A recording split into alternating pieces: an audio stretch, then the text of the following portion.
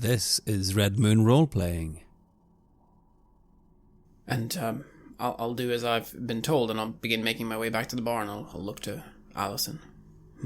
Poor young man, he must have opposed someone here to gain that black eye. Maybe someone even hit him to give him that limp. Maybe that's quite a recent fall that he took. I might assume that someone did not like his particular dislike of whatever they are going to celebrate next. I say that quite pointedly, but in a low voice. This town is infested by something worse than rats, I think. There's lies here.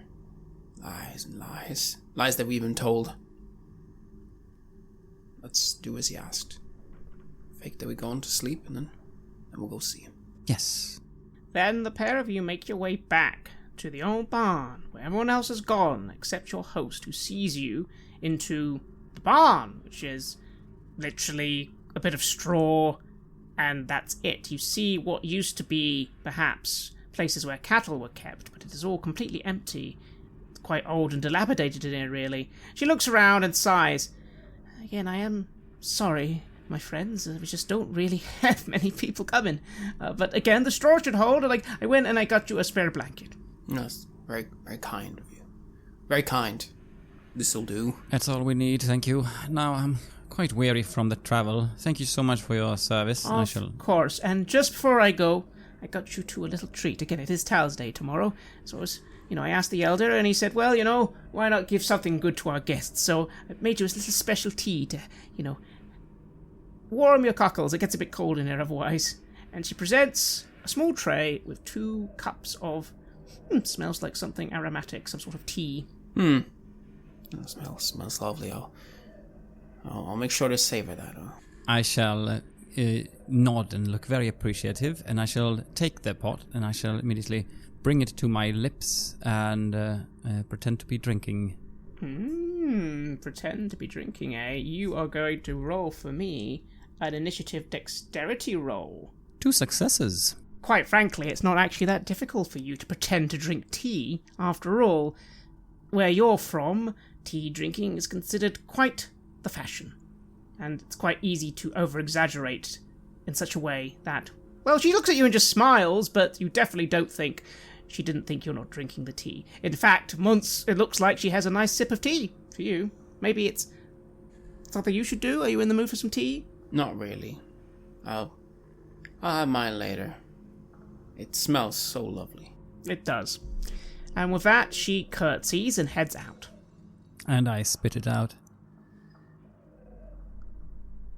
I think I might wait with this until we are properly ready to rest for a bit longer. Yes. Then what do you two do next? I'll be waiting until they think we're asleep, and then we'll go see her house.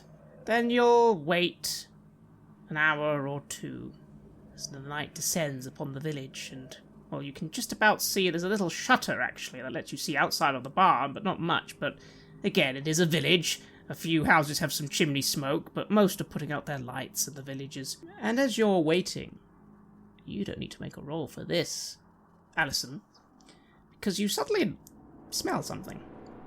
By the way, a very nice perfume is in the air around here. This... here. Do you smell that? Come. Here. I assume your senses are quite keen in your line of work. They certainly are, Herr Muntz, and now she points it out, because again, you don't have the best nose at your ears, but you... Yes! You'd recognize that smell anywhere. A lavender perfume. That's not exactly something that the folks here are bound to be using. I think we're right on the money. He was here, but something's happened, and they're not saying. And something might happen to us. Do you think he drank the tea? I think so.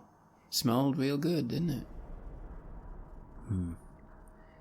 The cooking pot that they had before, where is it? It'd be outside the room you're in, probably in behind the kitchen area in this area, which again was just behind the bar, really. Yeah. And no one else was there? In the barn at this point? No, you poke your head out, and it occurs to you that maybe even the host isn't here. She might have her own house, so the place has just been left, essentially. What do you think they do sacrifice for this Tao? What is the regular custom? No, I mean, normally animals, right? Have we seen a lot of animals around? I mean, they might sacrifice something from the forest, but... You haven't seen any farm animals, no. Now, the forest, obviously, will definitely have some, but you'd have to go and get them, or hunt them. I haven't seen much in terms of animals. It's a strange thought, isn't it? But not completely impossible. You think Jamie's in trouble? I certainly think so. People here would know that he had been here, and you just confirmed it. There is no doubt that he has, and so that this village is infested by liars. That's the truth. Foul knaves. Now, I cannot tell who is actively in on this plot and who might just be happily ignorant.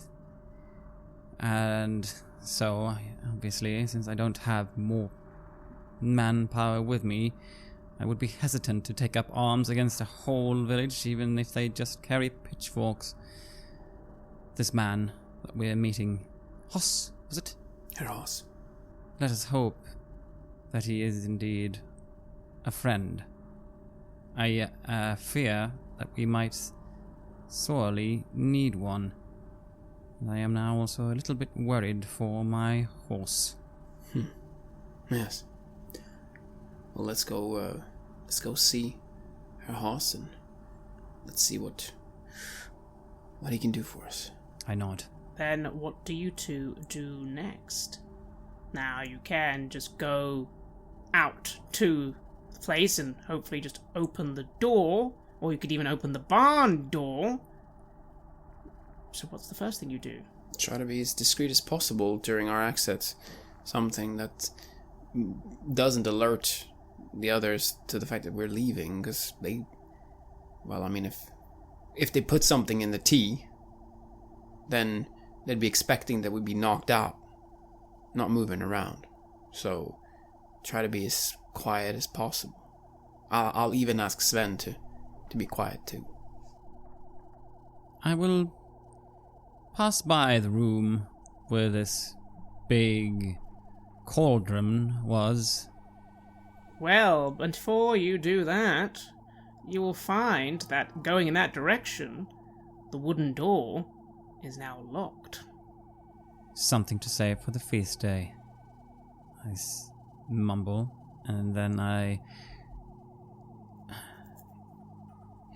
follow Herr Muntz's initiative to try and be as quiet as possible. Mind, the wise choice might be to doff my heavy armor, but I don't know. It's certainly tricky to think of, and while you're thinking on that, perhaps, Muntz, you've gone to try the barn door? If you have, that is locked as well. In fact, probably barred from the outside when you give it a good tug. What do you two do? I see you struggle with the door, and I say, well. Suppose they didn't suspect us having any sort of nature calling tonight. Not that kind of tea, I suppose. How can we get out? Why don't you both make awareness checks? Start looking around the place, seeing if there are any loose planks or windows, anything, or if there is a part of the loft that could have a ladder up to it. Indeed. In fact, I'll even let you have 1 extra dice, Muntz, due to your subterranean lore. You know how to get under buildings when you need to. That is a 5, 2, 6, and 9. 1 success. I have no successes. Allison, this is not what you're used to.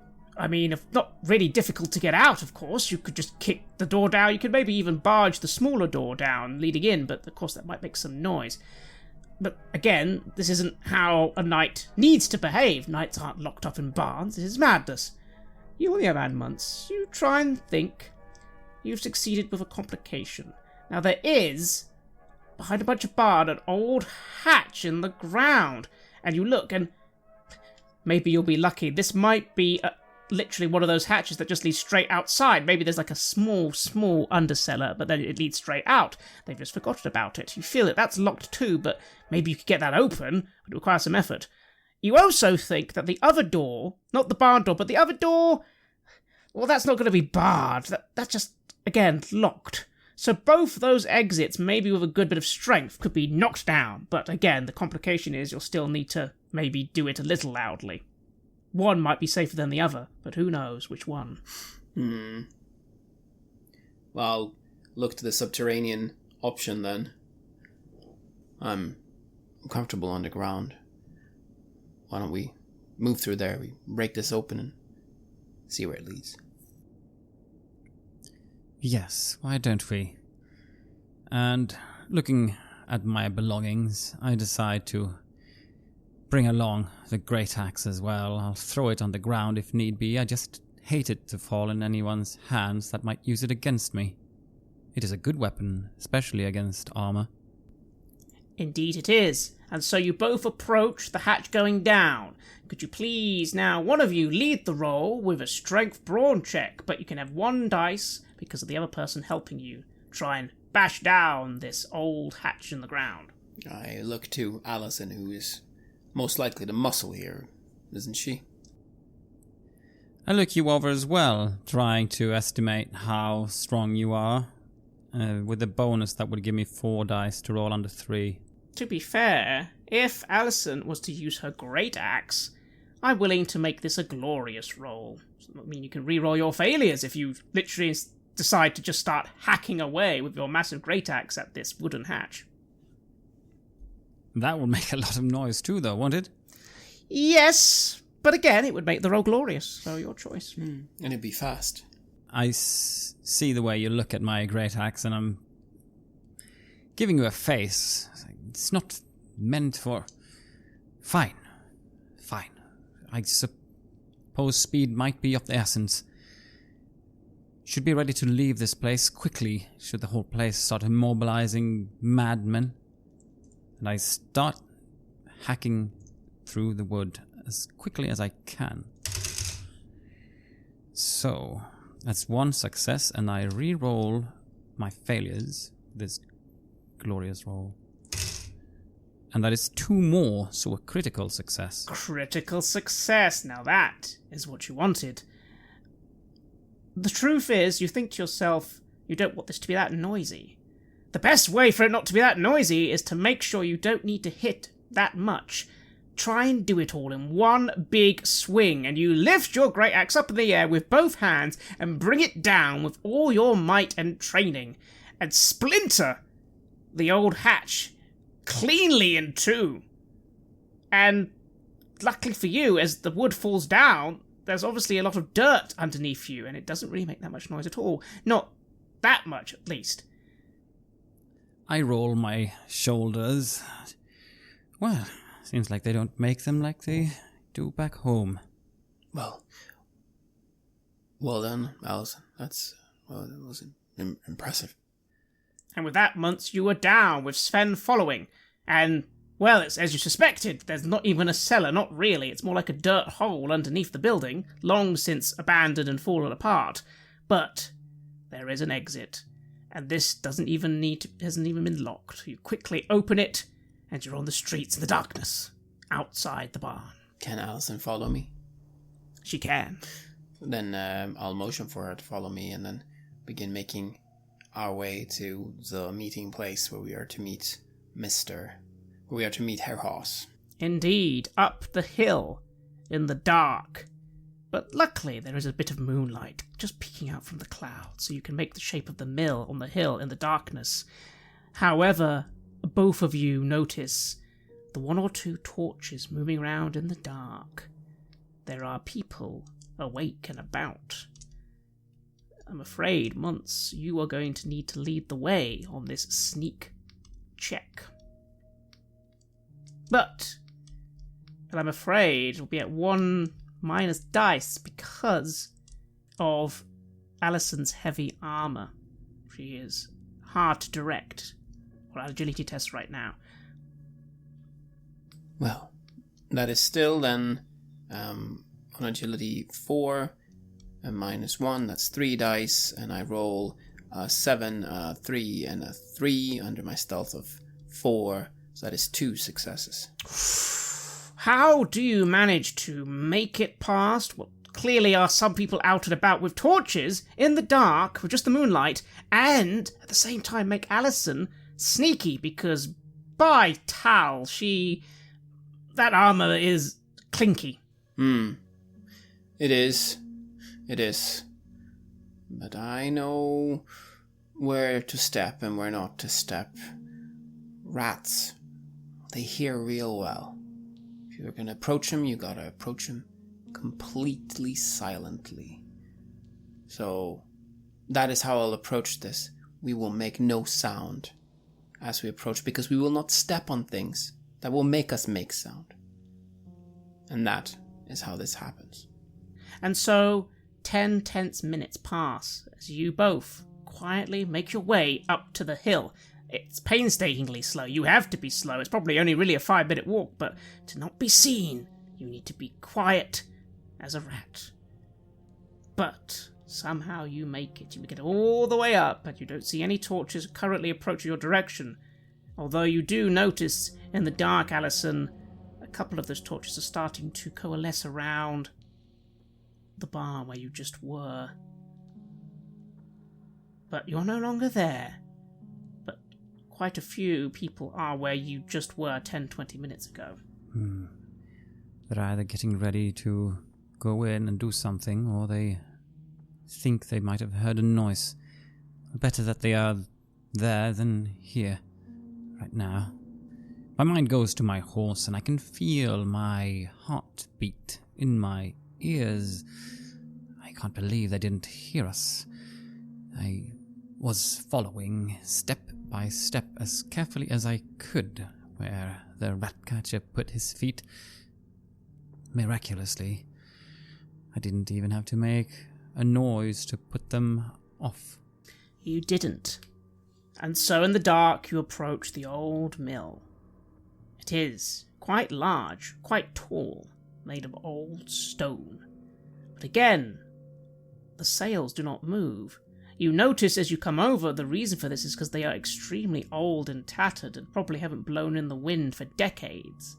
But you still notice some crates nearby and some sacks by the entrance to this place, so the mill does still work. Occurs to you, the only way that would be possible is if they manually move it themselves, which is obviously far less efficient, but, well, at least the mill would still work, to a point. Yes. I suppose they don't have much choice out here. Alright, well, I'll keep my eye out for Herr Haas then. He's supposed to show us something. Indeed. And you suddenly notice a movement in the dark. You made it. Okay. Hang on, I got the keys. Come to the door. And he quickly goes to this door to the mill, fiddles with the keys, and swings it open before entering the building and lighting a small torch, just one. Right. Okay, I think we're okay for a minute, but we won't have much time. You're gonna have to go. You see the mill? And he points to the big mill. Now you're inside, you can see the workings of the mill and the great big grinding stone where they put the wheat and barley and, well, ply their trade. Okay, you got to both of you pull it as hard as you can, and then it will reveal the way down, and that's where you'll find them. A secret storage area? Room of sort? It's the tunnels where we used to bury the ancestors. Yes, underneath the hill. That's where they'll go. Watch the door. We gotta be. Maybe he looks a bit anxious and puts down the torch. No, maybe I'll give you a hand. Okay, come on. We gotta be quick. Yeah, let's do it.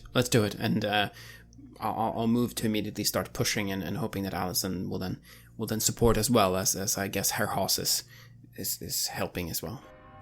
Indeed, I'd like both of you to make strength toil checks. Strength toil, as you are doing a long task, because it takes some time, even with him helping you. In fact, to be fair, you think if he wasn't helping, you wouldn't be able to do it. This is a heavy piece of wood you have to push. And as I push, I say, tell me, Herr Haas, did you earn that black eye by voicing your concerns to your fellow village people? I would maybe...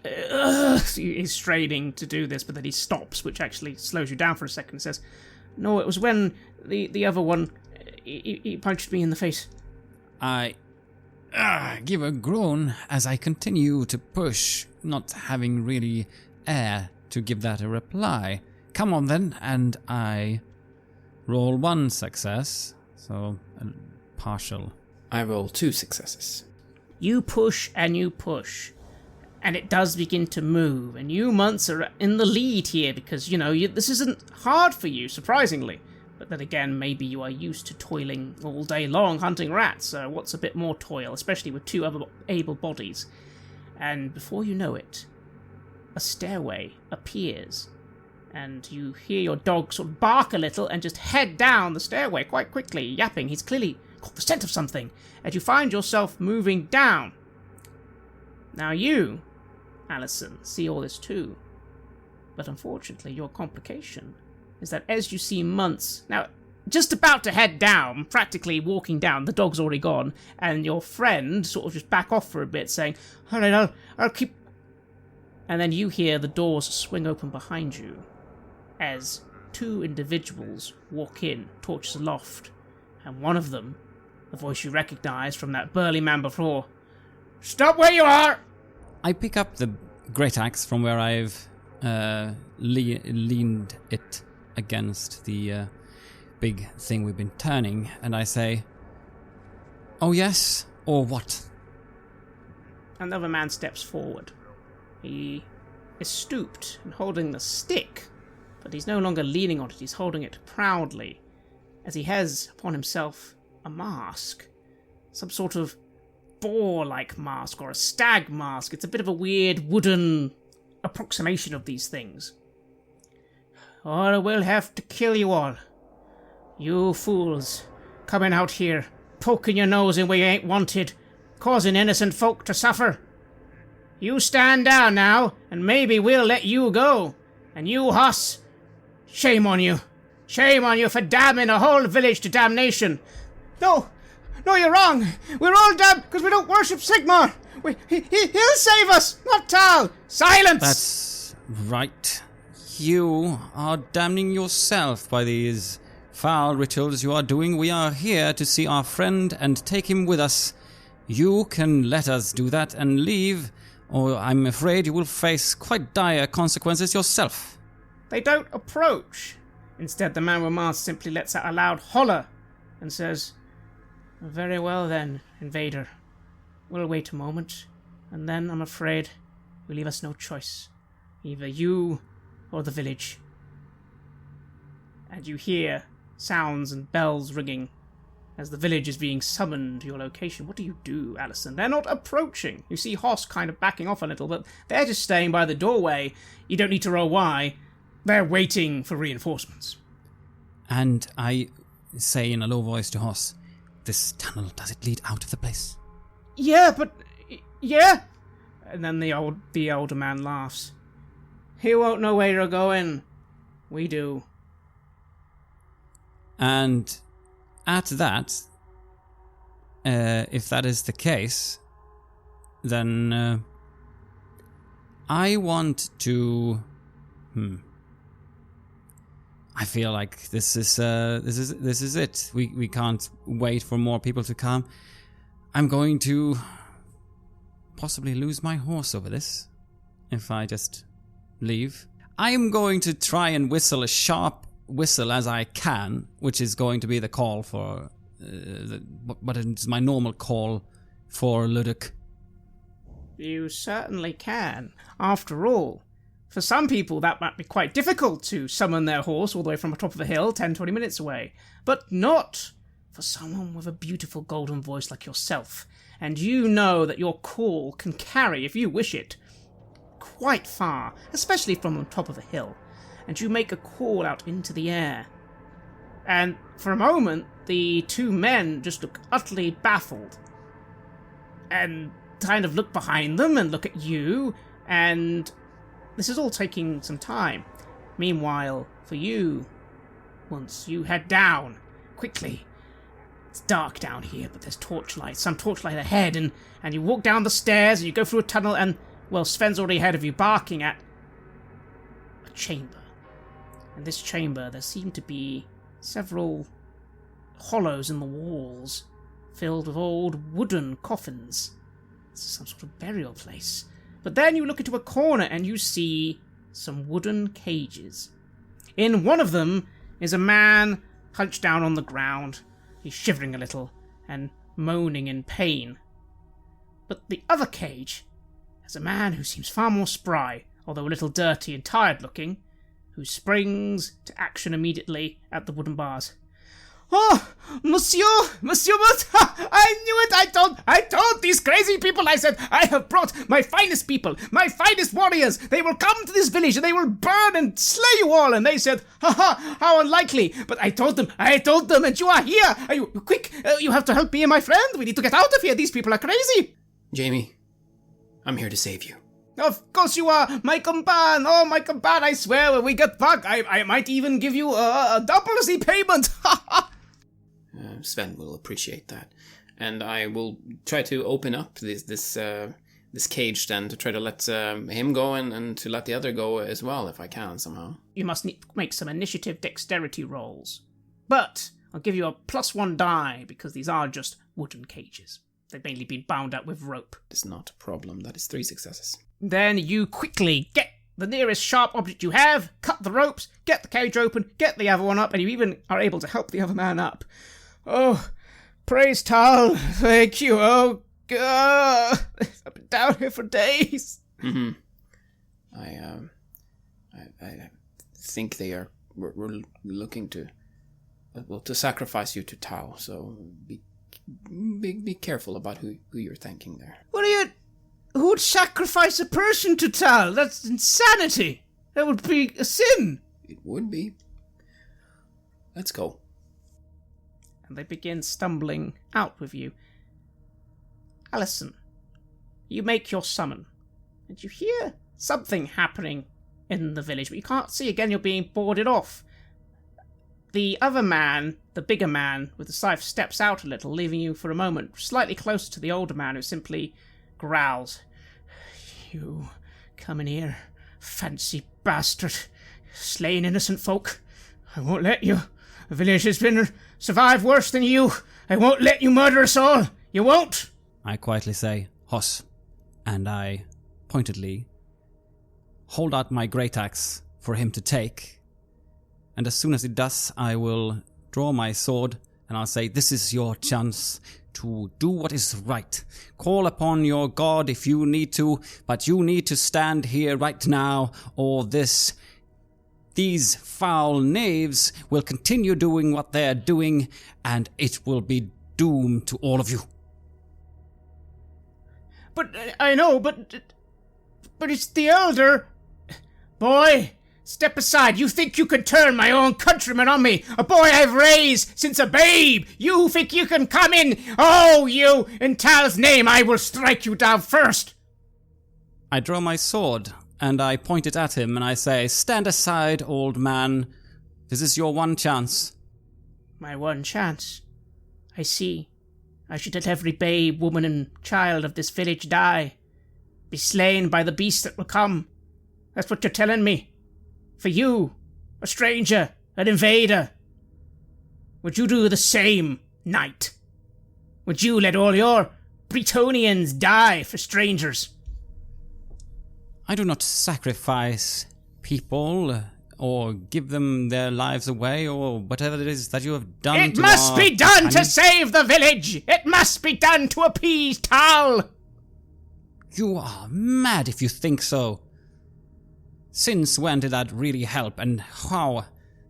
And I walk around him with my sword pointed at him. And as you do so, he's about to say something. And again, Hoss is looking very excited and scared, and then you just hear the other man call out something. But it doesn't sound like triumph, it sounds like alarm. And then you hear more alarms. A lot of them. And then you think you suddenly hear someone screaming. And then you hear something that isn't a human scream, but some sort of snarl on the air. A lot of them. What do? You notice that the old man himself does turn his back to you suddenly, just to look out and see what's happening, and even Hoss suddenly just moves to the door like, what's happening? I will push open the door with my shield, sword hefted. You're able to do so because the old man suddenly exits and you just follow. You see on the horizon, in the darkness, fires. Multiple fires. And you hear on the wind the sounds of snarls and chants and screaming. And you look to the palisade and then you hear something crashing down, and then in the distance somewhere you see, moving suddenly up the hill, your horse is charging upwards to you. And then, in all this, the old man just turns to you. You've done it. You've brought hell upon us all! Quick! I need to kill you! And he just charges at you. What do? I try to swat him to the side with my shield, and see if he stops attacking. Then this will be a melee check. Roll your melee, please, against his melee. 4 successes. Then, despite him giving you a good hard shove, you're able to bounce your shield off him and send him hurtling down the hill, bellowing in agony and terror. You notice the other man look to you, raise his hand and start trying to run, and then suddenly he stops as 4 arrows fill him from behind, and he just falls to the ground. What do, Allison? More screams, more snarls, and then you can just see suddenly to your right, shapes, dozens of shapes moving towards you. What is this? I do not know what foe it is that we are beset upon by. I cannot well lead out, and there are arrows being fired. I call out to Luduk, again whistling to give him direction. He must only have a vague idea of where I was. And I open the door a bit more, but I go a few steps back in. I can't well stand out there, risking becoming a pincushion or a target of all these arrows. I must have my friends out, and I call down towards the stairs. Herr Muntz, time is of the essence. You hear your friend calling from you up above as you just finally help your friends out. You look around and you notice that there is another tunnel leading off downwards from where you currently are. But it's hard to make out what else. You hear some other sounds as well. There's a bit of a weird echo. You're not sure what's going on. Have the villagers finally started attacking? That's not very good. It is not. Herr Hoss said that did he say that the path that is in front of me, that also leads out? Yes. Let's go that way then. That's perhaps a better place. Jamie just looks at you. Oh, whatever, my friend, whatever. Let's get out of here. Yes. And I'll yell up to Allison. There's a path here. We'll take that one. See you up. All right. Allison, you are there, and your horse has suddenly rode up to you and entered the building very quickly. You're once again reunited with Luduk. You take one look behind you before closing the door. Several fires are spreading through the village. You hear more crashings as the palisade is falling. And then, in the shadow of the fire, you see a few figures. You see some people with pitchforks fighting some people. but they do not move like people. No, they move with a strange agility and a clumsiness at the same time. They descend on the people with pitchforks and stab at them with their own spears, braying and howling. And then you notice, coming up the hill, more of them are coming. A lot more are coming. And the villagers are then trying to fight back and fight them. They are. And I think to myself, this is it. This is what I'm here for. The code tells me to defend the land and those that dwell upon it. They may be misguided and misled, but they are still the weak in this case. Whatever this terrible foe is, I shall need to stand and smite it. I look again to Hoss, shaking probably in his boots with my great axe in his hands, and I swing up on Luduk. I say, and I sheathe my sword. Are you planning on using that, boy? Hoss falls to his knees, weeping. Elder was right. Elder was right, and I was wrong. I'm sorry. I lean down and I swing up the battle axe all the way from down there, and I say, shout over my shoulder, get out while you can. This is my fight to fight, and I will stand. Shouting it down towards the cellar in no small voice. It is strong and forceful that it comes. And then I will ride out, and I will do my best to help these people. You ride out. You ride into the thick of it. You swing your blade against the foes. Twisted humanoids. Many of them small, initially quick, but then many more come, armoured, with great horned heads. And even the Kingdom of Bretonnia knows of the Beastmen, who begin surrounding you. You look to the left, you look to the right. The villagers are cut down one by one by one. Muntz, your two friends have started heading off, but they pause for a moment. Where is Allison? And you look and no one's coming. You see this boy, this Hoss, he just sort of stumbles down, looking utterly dumbfounded, but Allison is nowhere to be seen. Where is Allison? The woods have come for us. We were wrong. We did the sacrifices. We didn't do them. And now we're all gonna die. Well, that is possible. But perhaps it doesn't have to be that way. And I looked at him. We can run. Maybe we'll live. Maybe we'll be chased down in the forest. Or we can go join Allison. And we can fight too. Sven will fight with me, won't you, boy? Sven barks in affirmation.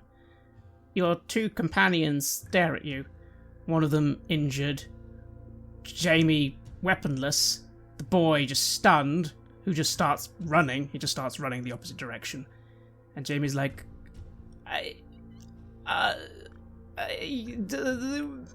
why don't we tactically retreat and help her from the rear? Jamie, this is your moment. Don't you see it? You stay here, friend. And he kind of comes up with you, and you head upwards. And you head back, and you exit the mill to see the 30 foes assailing you, charging towards the mill. Behind them, 20, 30 more. You see, far off, surrounded by foes, Allison the Cornet, dancing back and forth. What do you do? Once you see Jamie take one look and say, I'm sorry, my friend, and turn and run back the other way. And I'll look to Sven and I'll say, boy,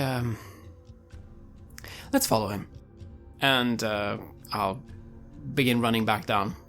And you run back. You run back just as you hear, licking on your heels, the Beastmen.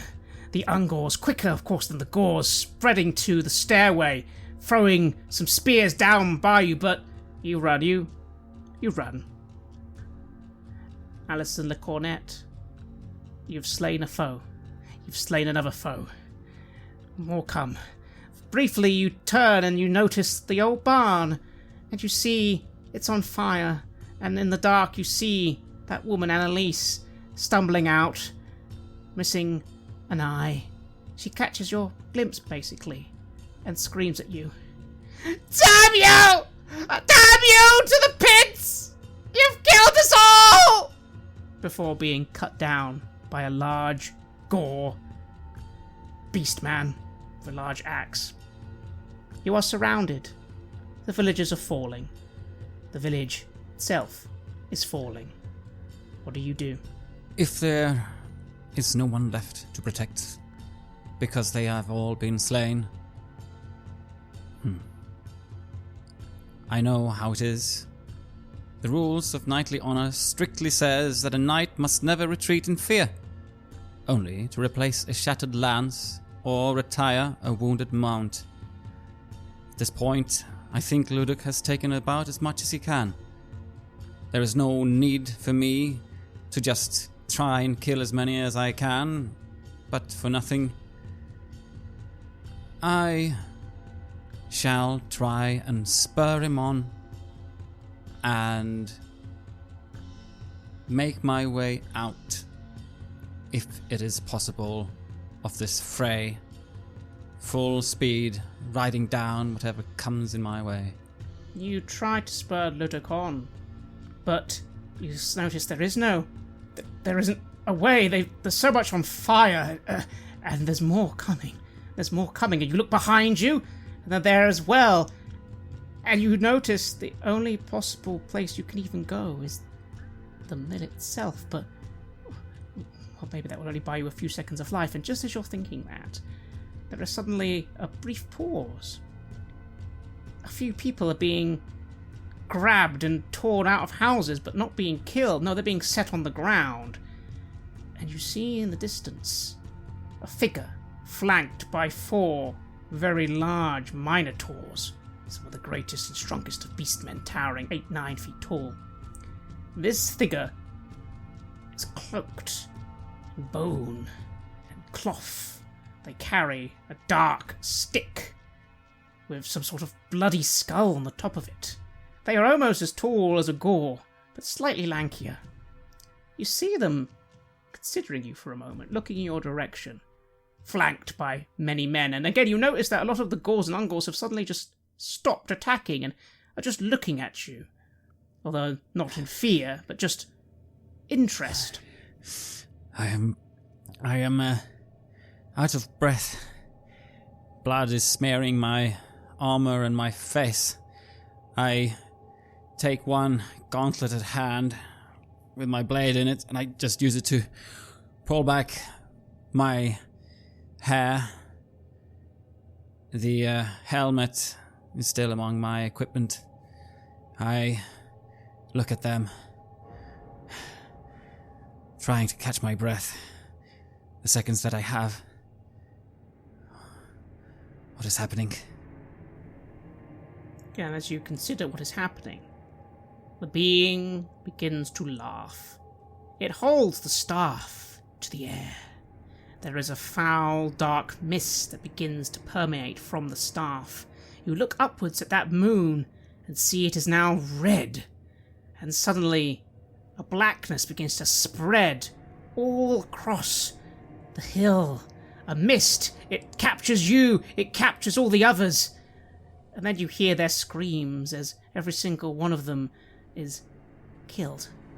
They are all bound and or stabbed or have their throats slit as the blood mingles with the air, and you feel something, and you briefly look at your arm, and you notice a strange black mark suddenly glows on your skin before suddenly vanishing as the being just laughs and laughs, this guttural, bestial, inhuman laugh. And for a moment all seems lost. Unless, of course, you burn a fate point. And then you might get out of the situation, although only by fleeing. for your life. If not, you think this will be where your journey ends. There is nothing to gain by dying here today. Not when there is no one left to defend. I try and do my service for the land, and I will keep doing so. Never, perhaps, seeing my own kingdom again. I will burn that fate point, and if so needed, will then spur Ludic towards that mill and that way, possible way out. And for a moment you center yourself, Allison. Because deep down, you have upheld your vows. You stood against unwinnable odds and did your best to defend people. You may have failed, but that doesn't mean you didn't try. And even though the Knights of Bretonnia never retreat, the truth is, they do sometimes make tactical withdrawals, because to throw your life away for nothing is in itself an affront to the Lady of the Lake. And here, dying now would achieve nothing. But maybe, if you live, you can right this wrong. And you look and see a golden path leading up to the mill. And even though you think to yourself, is the mill that much safer than anywhere else? Perhaps it is. The lady is telling you. And so will you ride full pelt to that mill and try and get back into those tunnels with Ludic as fast as you can? To serve for longer, harder, and be stronger. Together with my faithful horse. He has been down worse slopes than a set of stairs. He has braved mountains and bogs. I will get out of this as well.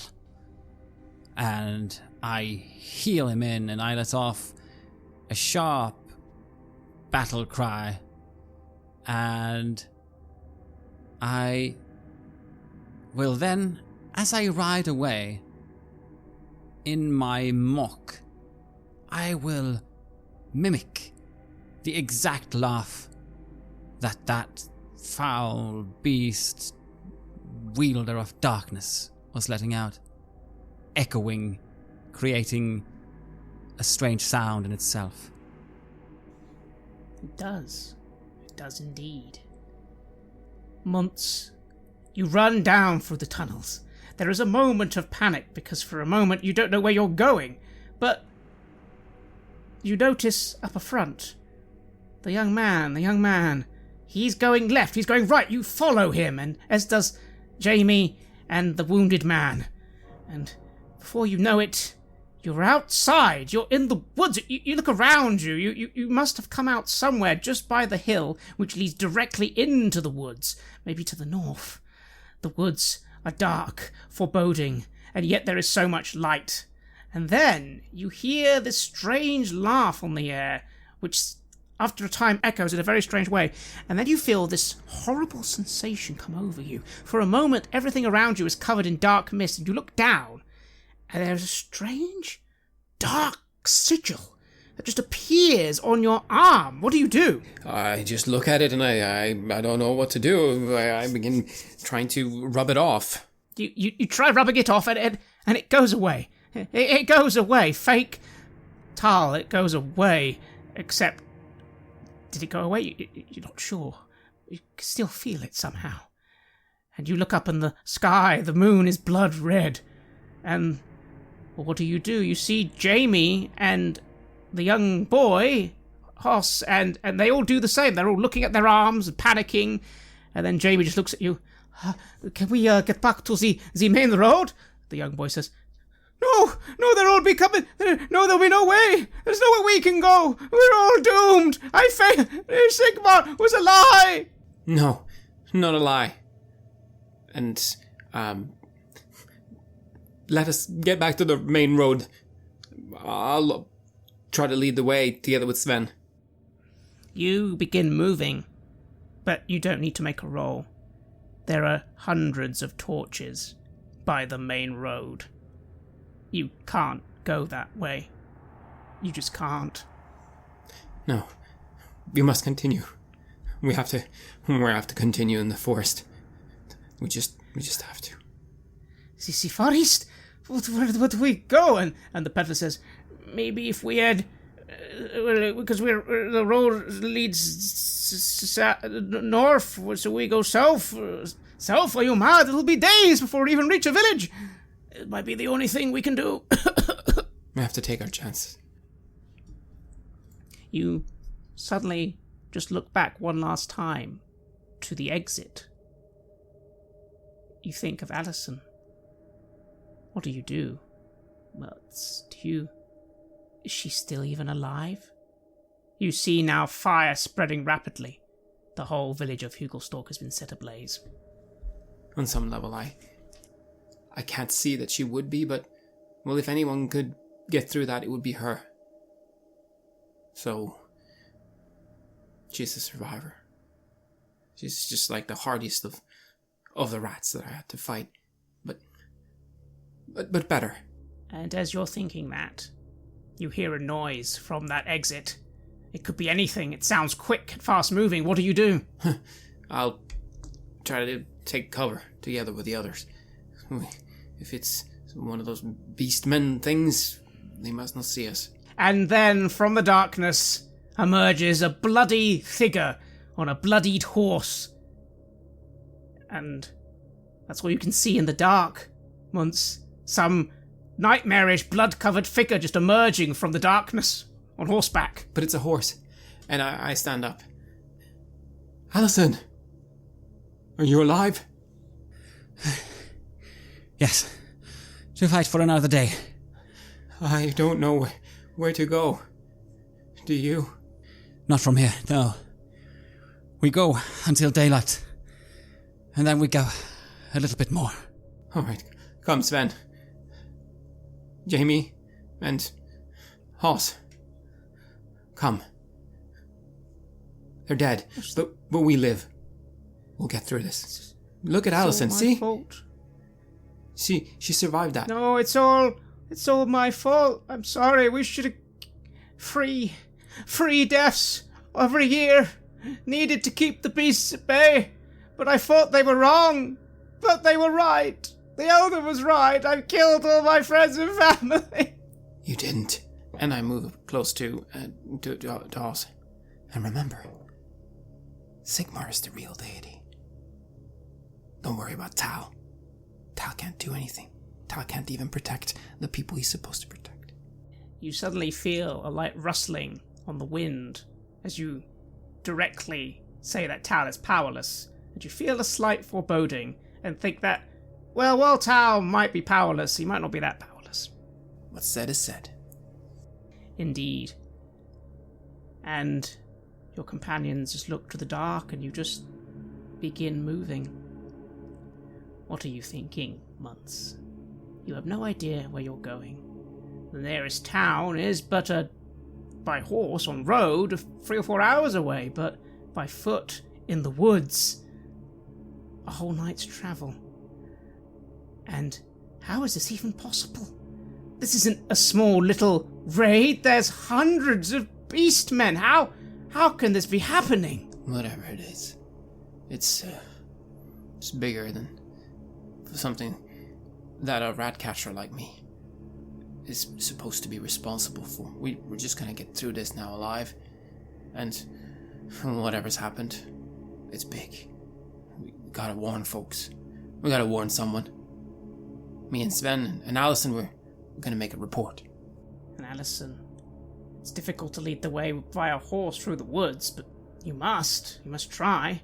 You have an injured man, a terrified, traumatized young peasant, and Jamie Desvatin is trying his best, faking you profusely, but, well, he won't be of much use. How are you going to get out of this situation? You saw something nightmarish. You can't forget it. It's ingrained in your brain. Some horrible, dark, ritualistic magic. Definitely an affront to the Lady of the Lake. And your arm is itching. And even though you can't see that symbol, you somehow know it's still there. And somehow you know that you are being tracked. You're being followed. You can sense it. You can see movements in the trees. They are following you. They are following you. I am exhausted, but I'm pushing on. Because, in fact, there is nothing else to do. We have found what we came here for.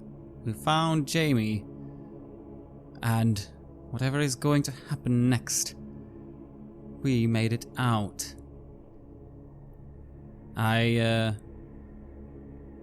look down at Muntz as he speaks to the country boy, and I say, yes, be careful what you say around here. Your words may carry further than you think. Still, whatever we are being kept alive for, let us not take that boon for nothing. And so, for a moment, you and Muntz take a few steps ahead. You have your charges. You have your goal. And the night has just begun. What do the two of you say to each other before you start doing your best to head onwards? Well, this sure turned out to be a lot more than, well, what I thought it would have been. I'm glad you were here for it. I don't think we would have made it without you. I am steering my charge still. I can notice the fatigue on his stride. I give a nod and I say, well, I'm glad I was here. Get a chance to aid someone who might yet prove me wrong about the people of this land. And then I look forward and I give you a smirk as I look back at you and I say, that's all you get. That's all you get for me for now. Rat catcher. Night. Sven lets out a little whine, a little afraid, but he nuzzles close against you, and Gludok just lets out a grunt, tired but always willing to serve. As your party venture northwards, deep into the great forest, what will happen to this sorry troop of poor souls? Will they even survive the night, being tracked as they are by hidden eyes and hidden shadows? For high upon the burning hill, the Barey shaman is deeply irritated. The ritual has not been completed correctly. It will not be sufficient to the great gods until all marked are slain. No, these stragglers must be found. They must be killed. They must. And so the war herd will ensure that this happens. So, hunted by this great horde, what will they do? Will they even make it out of the woods? What encounters will await them? And even when they do reach the nearest town, what will they say? A great horde has somehow emerged from the great forest with no one noticing and is casting great rituals. Will they be believed? Will they be able to inform the authorities in time? And will they be allowed to by their hidden foes? For Muntz and Allison, these grim portents begin a dark and glorious adventure, one that may end in their deaths. One thing's for sure, the old world is far from safe and peaceful. Far from safe and peaceful indeed.